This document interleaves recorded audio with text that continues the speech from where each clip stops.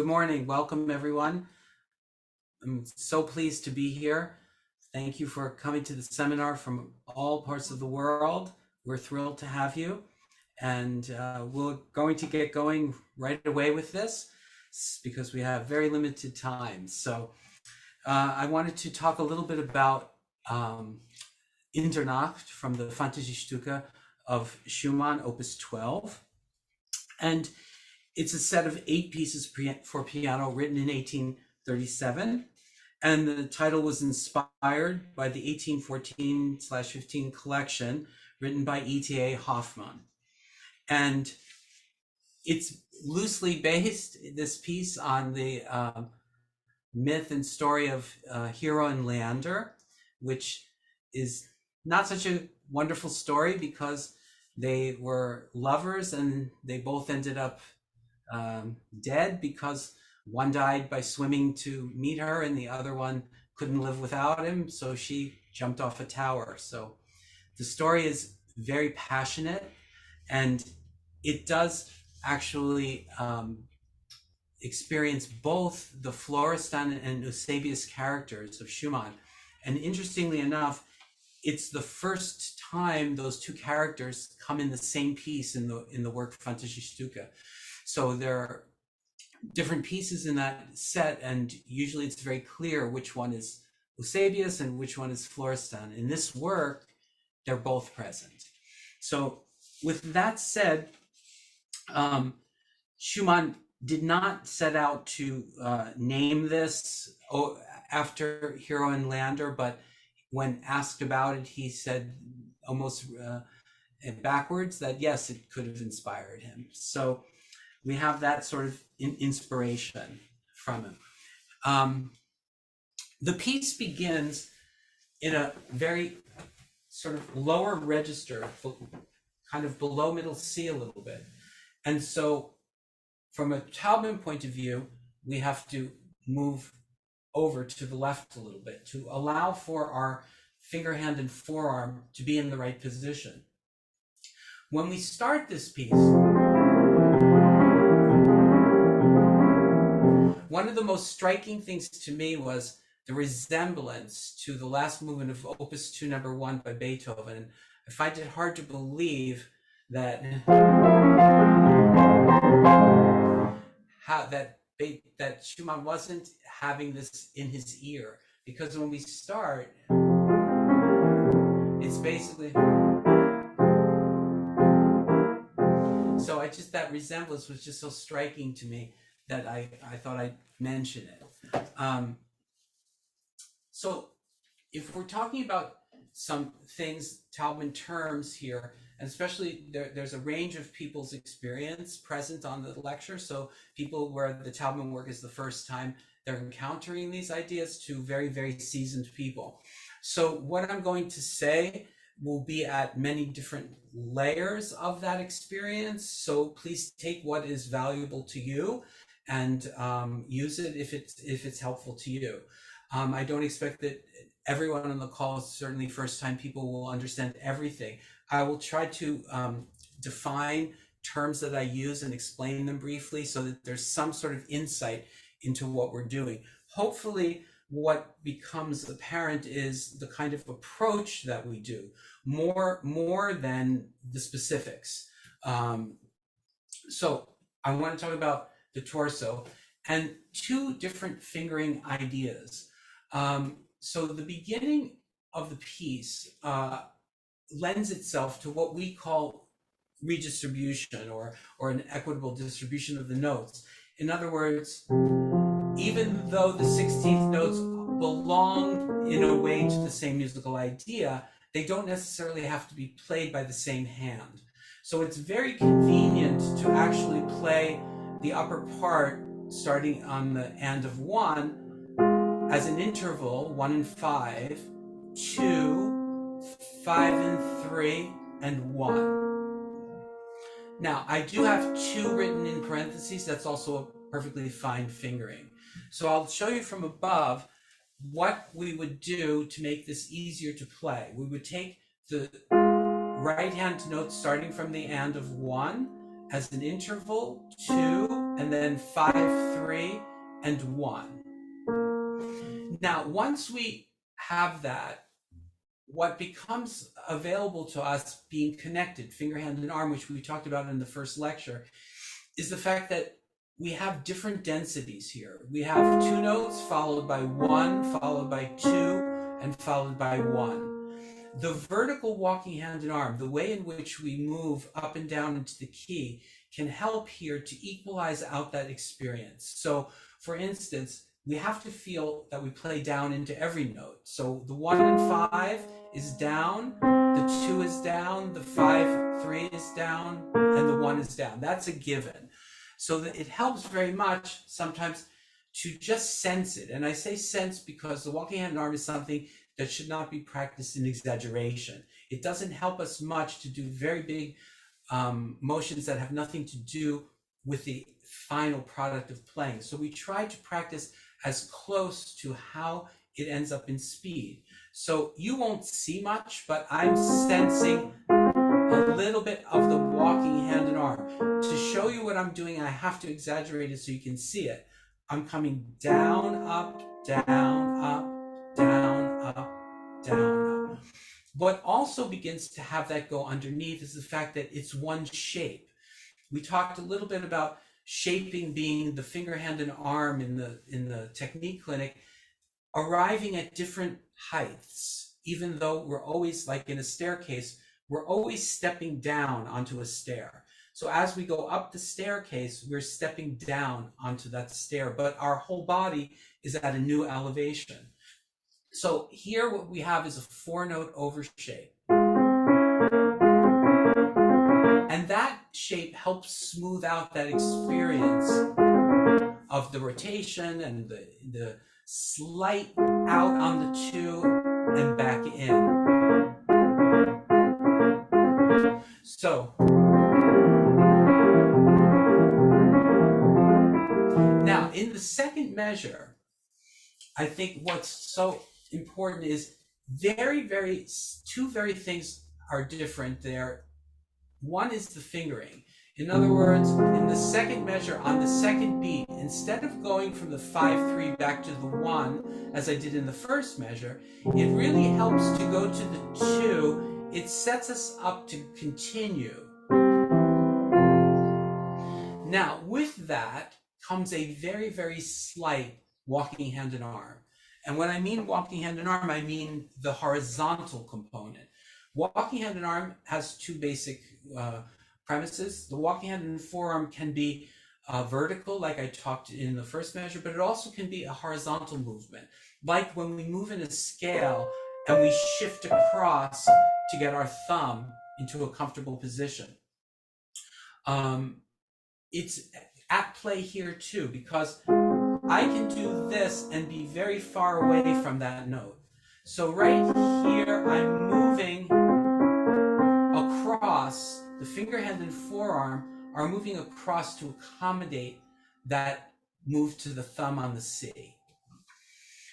If we go to measure 3, we begin to see that the fingering can be very important in the left hand.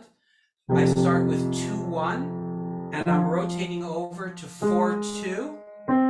And on the way down, I'm doing 1, 2, 3, 1, which gives me the chance to arrive on the downbeat of measure 4 with 2-5. So I found it to be a very smooth alternative to other fingerings. The one thing that I would say is you have to really understand that the thumb can't stretch, that you have a rotation that sends you over, and that there's a little bit of a forward on that 4th finger on the A flat, coming down. So that's in the world of shaping.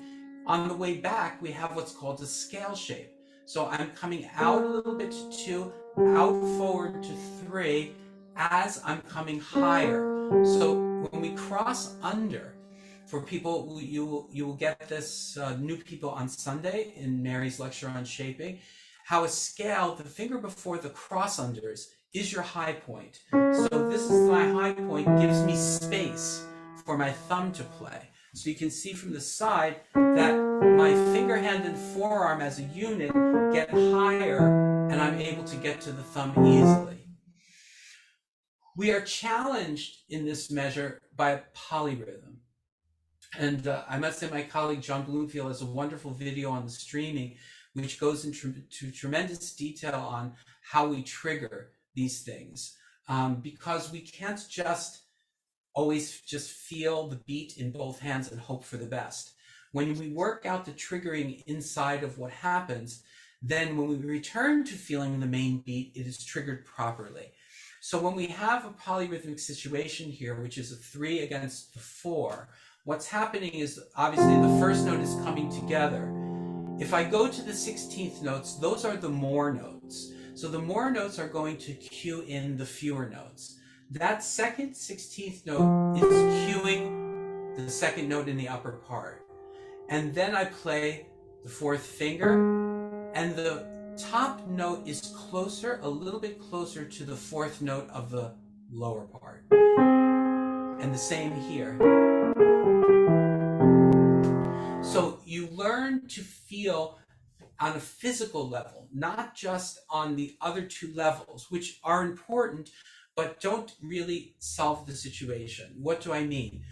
The cognitive level, by people feeling like saying things like, I don't know, Mississippi Steam, all those kinds of things that people chant to get the idea of polyrhythmic situations are important, but that in itself doesn't solve the situation. Also, what doesn't solve it is just feeling just on your lap, important, yes, 1, 2, 3, 4, that kind of thing can be helpful, but what has to happen is the polyrhythm has to be felt in the technique. There is a way, talk about triggering, is very much like when you go to a doctor's office and they ask you to cross your feet. When you cross your feet and they hit you with a mallet on the knee, you have very little say in the matter. Your shin is going to go up. It's a reflex. And you want to get that to happen here too. You want things to be reflexive. This brings this in.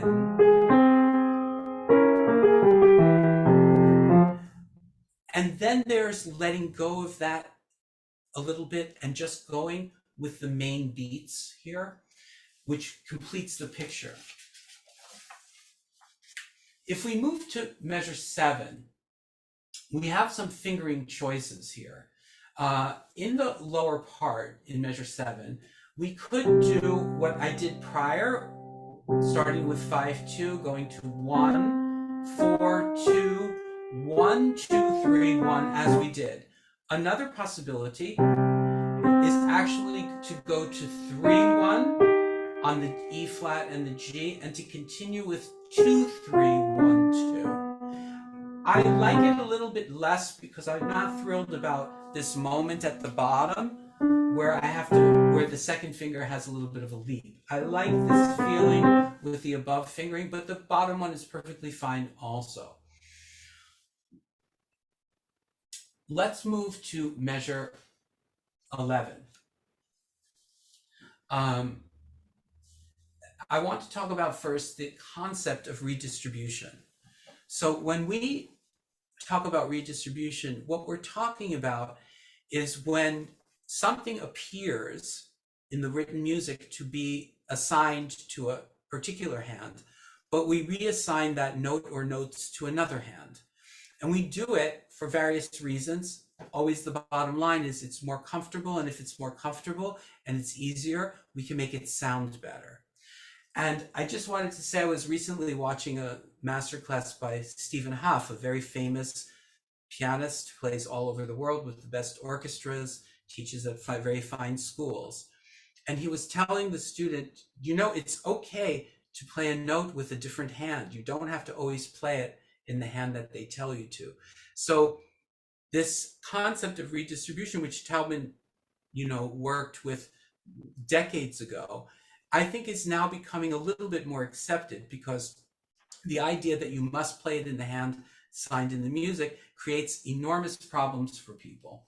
And if we look at this situation in measure 11, you would have to have the left hand come way up into the right hand's territory when it's so easy to just play this as an octave. So I'll show you from above. It facilitates playing this as an octave, and also what's very nice is we can continue, the thumb is right there, to this part 1, 2, 4, 5. And what I'm doing there is now instead of continuing and struggling it out all in the left hand, what I'm doing is going over with the right hand. So I'm going hand over hand and having a much easier experience than trying to sort of very pure way keep it in one hand. Now, what's interesting about when we do things like this, when we go hand over hand, there are a few things that are very helpful to know. One is that it's helpful when one finger, hand, and forearm gets higher than another.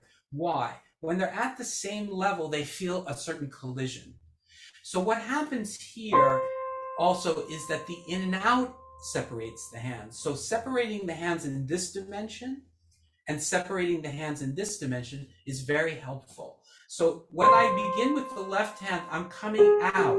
That gives me a lot of space for my right hand, which is now higher, to cross over the left.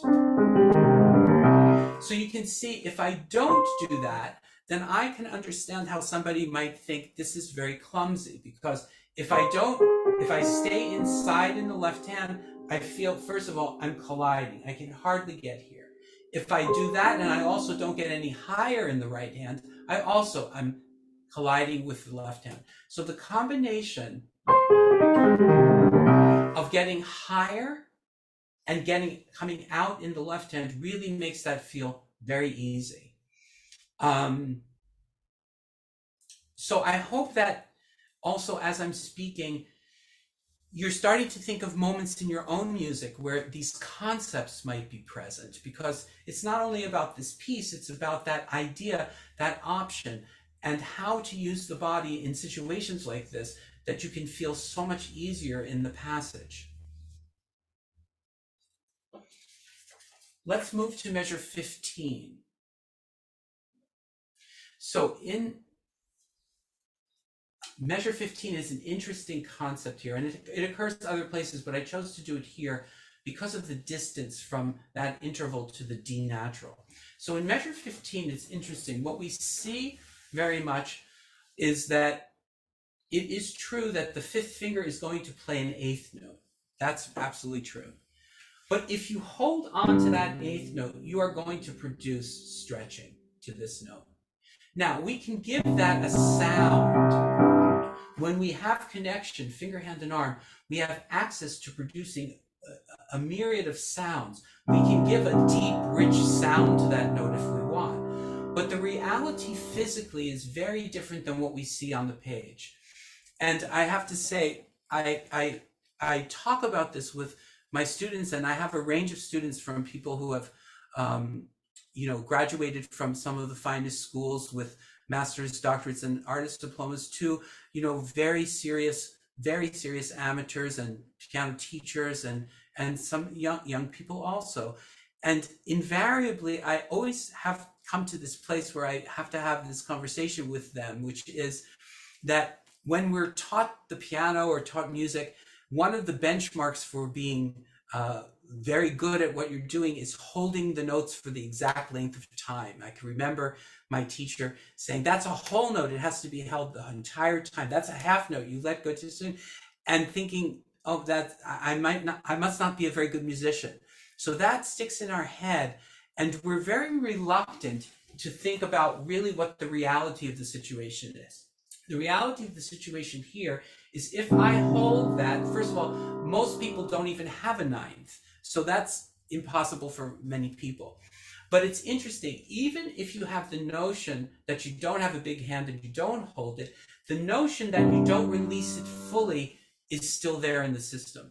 So what happens is that the fifth finger lets go sooner than the second finger. And it gives a completely different experience of moving over to that interval, to the single note, sorry. So I just wanted to mention, very often in this piece, one of the things that is so sort of debilitating is holding the fifth finger the whole length of the time. So we have the pedal down. You won't hear that staccato. It's not a staccato that's audible. It's a staccato that is felt and makes something feel much, much better. Let's move to measure 20. In measure 20, we have an interesting situation, which is that we have an arpeggio in the lower part, in the left hand, that for the most part is very easy up till here. But then we have a note all the way over here. Now it is possible, like we said, to redistribute and find a way to do it in the upper part, but there are also movements that help us feel easy in situations like this. And what happens here is that the forearm, when it does the rotation, which new people will find all about tomorrow, when it rotates counterclockwise, at the same time, my forearm is shifting towards my torso to the right. So you could say that the rotation is going to the left and my body is coming to the right. The forearm is coming to the right. When it does that, it puts my thumb much closer to where I need to be. In other words, if I just rotated exactly where I am, my thumb is very far from here, and that would result in twisting.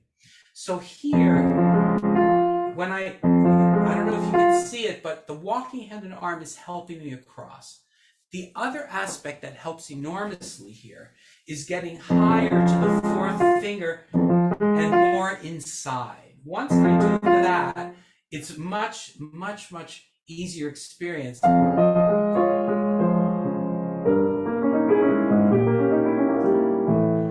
So I wanted to touch upon that.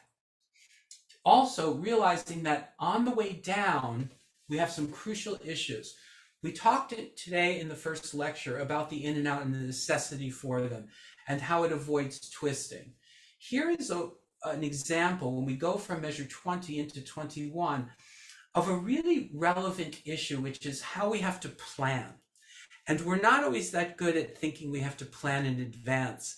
But in this kind of situation, it really helps us to plan in advance. So what I'm talking about is as I'm coming down, I could be perfectly happy here. But then the next note after the downbeat is a B flat. And that will twist me. And I'll show you from above what that means. So just because this moment feels okay does not solve what's coming next. So the solution to that, when we were talking today, is how the finger, hand, and forearm move in and out of the keyboard. So as I come down, I can move in on the 1 and the 2, a little bit in on the 1, more on the 2, and I'm now inside and right across from that thumb on a black key.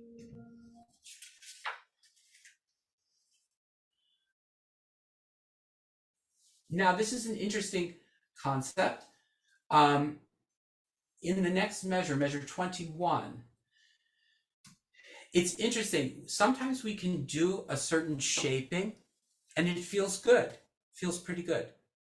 And then we try another one and we realize that one's much better. So this is a situation like that. This is a little bit more on the advanced side. But if I look in the lower part, I would start in measure 21 and I'd go a little bit higher to here. And I might think to myself, okay, this looks like a perfect situation in the lower part to do an undershape, overshape. And I must say, it doesn't feel terrible. But one of the things that's interesting with this kind of situation is that once I do the undershape, it brings my thumb further away from where I'm having to go. So actually, if I do an overshape and end on my thumb, I hardly move. So that's a very nice moment. Versus if I do the undershape, much more movement, could in some sense be a little bit disconcerting to the finger, hand, and forearm. So if you into the shaping issues, that's a very good example how something might look a certain way on the page, but actually is an overshape. Let's move to measures 28 and 29. This raises some very interesting concepts. First of all, where are we moving from? And this is a very helpful tool. We're going to get into it a little bit more in the next measure, but somewhat in this example, which is the closest note and where are we leaping from. We don't always think about music in terms of what's an actual leap, because leaps are not heard very often, but they're biomechanically a leap. For instance, if we look at measure 28 at the end, technically speaking, this note is a leap, the C flat, to this octave. We have to know that that's a leap, because if we don't get off that thumb, then we're going to feel rushed into the octave. So, sorry. So just to mention that when we work it out, we think of this and a very minuscule little breath, so that these two notes belong to each other, the first and second notes of the leap. In the left hand, in measure 29, very interesting. So this is what I would call a classic kind of over-under shape, but not really felt that way. What do I mean? Very often when people think under-over, they think of very big circles like this. And this is a passage, because of the distances, that we feel once again very laterally. We don't feel, I was talking about this concept in the technique clinic for people, in places where we feel more lateral. And the more predominant experience is not of the circular aspect of shaping, but the rotation and the walking hand and arm. So that in and of itself, one would say the priority would be the rotational movements, of course minimized, and the experience of the lateral walking hand and arm. That's the one we use in scales, the sideways motion, because I can rotate perfectly, but this would still be very far away from my thumb. So as I move, and the other aspect here that is very, very helpful is the placement of the hand on the keyboard. What do I mean by that? If you place the fingers out here, actually this distance feels much greater.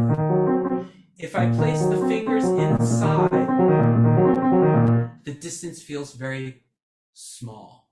And we want things to feel small. We don't want to feel like we're making big efforts. Let's move to measure 33. And we're going to compare it with measure 29. In measure 29, some people may not have this chord, and it's perfectly okay to maybe take a note out. Certainly you have the C in the other hand. You could take the C out if that's too difficult. You can do this. You have to do what's comfortable, because you don't want to ruin your hands if it's not meant for your hand.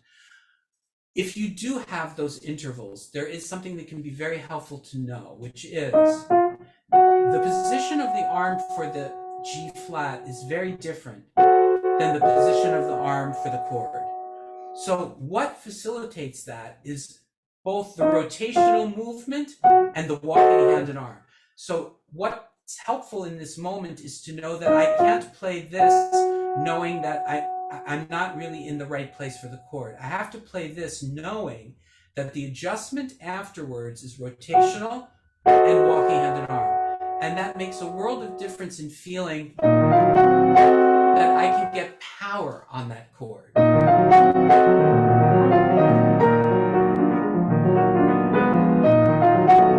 Now this one, for many people, it's just going to be way too big. So it's okay to let go of a note.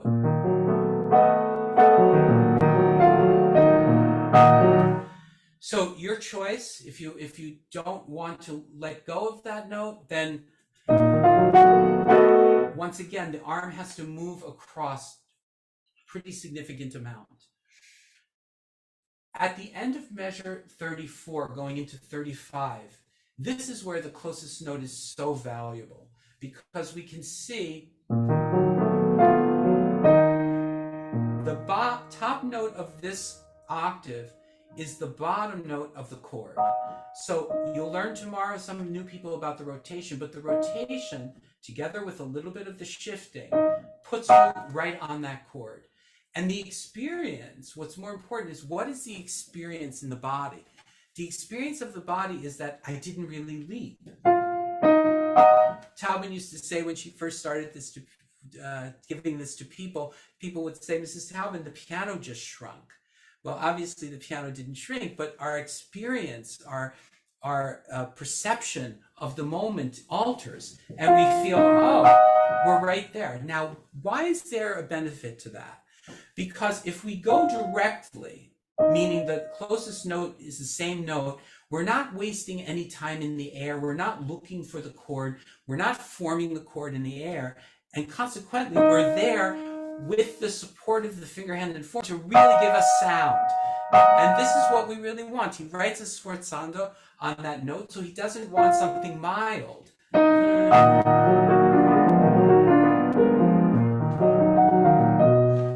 I must say that in measure 36, if we move to measure 36, why is rotation such a valuable tool? I'll never forget the moment Mrs. Taubman said to me, you know that rotation is your fastest motion. And it was very interesting, because I think psychologically, my brain was saying there's no time to do that motion. This is very relevant to that statement she made, because I'm going to play in measure 36 the C flat with my thumb, and I'm going to play the B flat with my thumb. If I don't have a rotational motion, then I have to, in some way, very quickly and abruptly move myself over. The rotational movement, for those of you who know, it's a double, actually sends me there. It's the experience. Very often we ask people to play and fall on their lap and just feel that kind of rebound, like on a trampoline, and then just fall over here. Just fall directly over here. And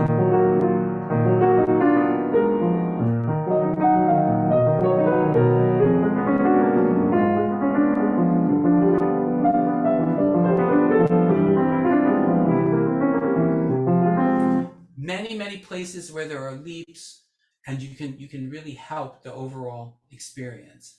Let's move to measure 65. So measure 65 poses a little bit of a dilemma for some people with different varying hand sizes. So we have to do what's comfortable. So for some people, if they arrive at 65, it will be perfectly fine to start with 5 and 2 and just continue. This would not be a terrible thing. For my hand, it's okay. But there might be people that is just too far to hold this and go like this. In that case, what has to happen is to go to the 4-1.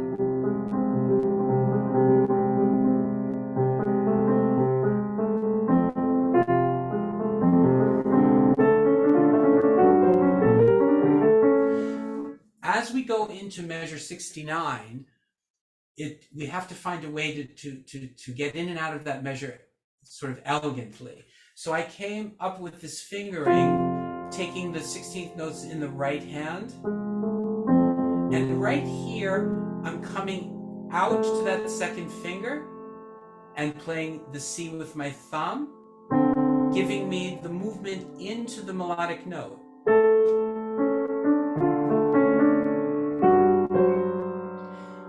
A redistribution. Why struggle with the left hand coming up here when the right hand is right there?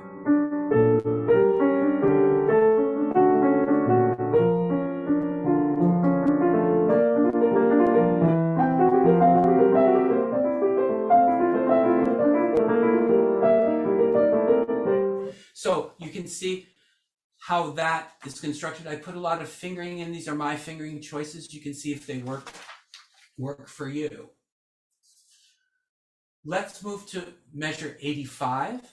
In measure 85, I think also we have a wonderful situation for redistribution. Instead of this coming up here, getting in the way of, actually this is measure 86, excuse me, it's measure 86. When you move here, this is right below your thumb. So the F sharp can be taken with the right hand. And then you can take 2 notes in the left hand. I like the 1-3, but also the 2-3 is fine. I would advocate for the 1-3 only because it's all inside and then you can come out. But not getting this big distance down here is very, very helpful. So you can look at the redistributions there. Moving on to measure 109, I thought it was important to see that there are solutions to very sticky situations. Here's one of them. In 109, by merely taking the G flat in the upper part, we free up the lower part to basically just do kind of a rotary movement. So, sorry. So it makes this whole passage so much easier to perform. Let us move to measure 134. I wanted to talk about something in measure 134. Yes, that's our vertical walking hand and arm and grouping. So in measure 134, we're grouping from the denser sonority, but once again, I'm letting go of the 5th finger. This is a leap.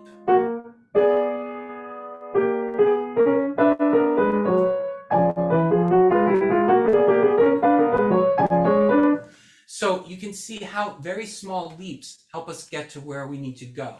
I want to backtrack slightly. There was a lot of fingering put in from measure 122. And this is something I just encourage you to try. Some of it has complicated reasons for why, but in the end, try it and see how you feel. For instance, in measure 123, found it much easier to just take this as an interval, and then the D flat into the left hand. It's nice because it just stays there and plays. Once again, you're right there.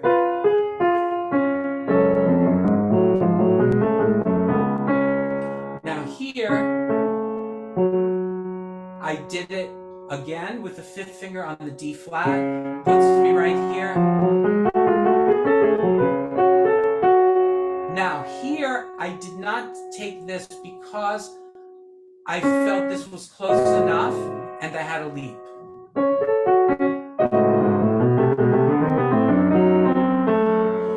As I go here, I did do this one.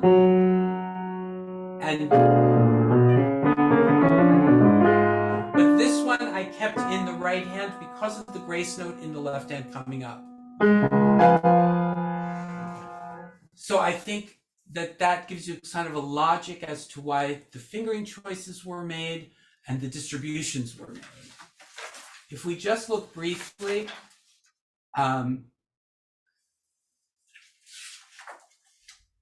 to measure 214.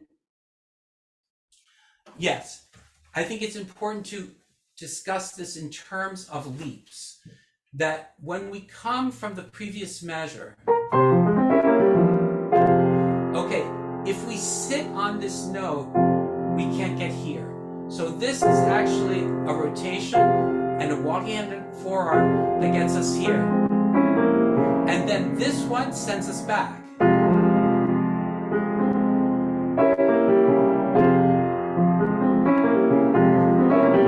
So you can see how the leaping is so helpful here to understand that things send us forward. Two last things before we have to stop. Measure 218, this redistribution allows for the left hand to get here, and then I found it very easy. All of these are taken in the left. I went to the second finger on the A flat in measure 219. I put the thumb on the G, second finger on the F, fourth finger on the D flat, thumb on the C, third finger on the A flat, ending here. Now this is case in point of what I was talking about. If you're absolutely going to hold that for a half note, then you're required to get to this F quickly and move away from it quickly. And one of the principles of grouping that Taubman discovered was that we don't move effectively to and away from a quick note. We move more effectively from the quick note. So why do I say that? When we arrive in the penultimate measure, the function of that note is to move us here so we're ready for the end. Now, what does that look like from above? That looks like I've arrived and I move here. What's moving me there? The double rotation. The double rotation combined with the lateral walking hand and forearm is moving me there. Once I'm there, I can also move with the closest note in my right hand so that you avoid this kind of situation where you arrive dramatically and then it's kind of like, oh my God, I don't know where to go. And you kind of, can lose the ending. Everything has a function. So even though I'm in the penultimate measure is very crucial to getting to the last measure. So this moves here first, this moves here, I'm there.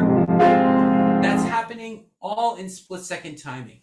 It's not something that you see overtly, and to this day it's a miracle how she found all of these things that are not that visible to the eye, but when you feel them, they make such a difference. Getting off that fifth finger, moving over, getting to the grace notes and being there to control them. That's what we would call grouping. It groups from there. Makes all the difference in the world. And then you can really express the last note with the sforzando because your body is really there. So I hope some of these things for all levels can be helpful and the situations can apply to other pieces. It's been a pleasure. Enjoy the rest of your day. Have a wonderful, I think lunchtime, I'm not sure. I've lost all track of time. So thank you very much. Great to see some of you on the screen. I look forward to the day we can all be together in person. Take care. Thank you so much. Bye-bye.